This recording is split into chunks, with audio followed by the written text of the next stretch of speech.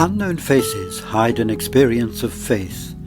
Men, women and children, born in countries such as Iraq, Syria and Kenya, devastated by war.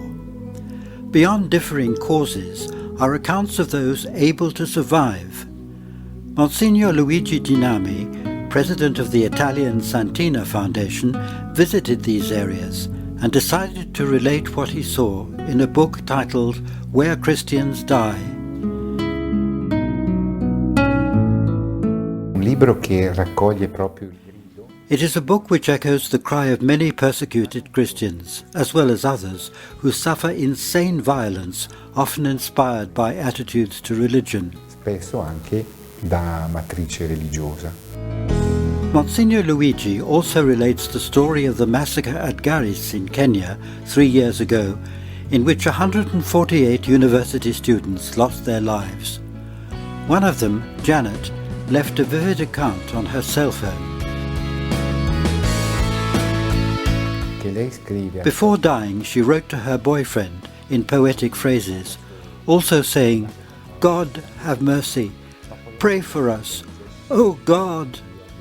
This was a great profession of faith, and it is possible that she and others are among the martyrs of our day. Christians are among those who suffer most in these war-torn countries. The annual report of a pontifical pastoral aid organization, known in English as Aid to the Church in Need, confirms that Christians are persecuted more than those of any other religious community. In Syria, for example, they have been reduced from about 1,200,000 to a mere 500,000 today. In Aleppo alone, they have decreased, reports say, by as much as 75%. Iraq, we learn, lost 75,000 Christians in less than 2 years.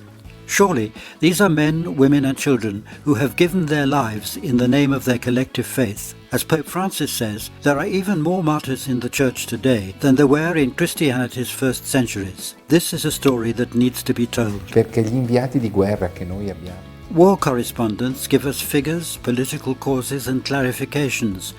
Nobody seems to care if a child dies, and so many are dying in Syria. Who can describe the suffering of a child? Who can enable us to see all this through the eyes of the suffering? This book is a cry that gives voice to a voiceless people. Che non hanno grido, che non hanno voce.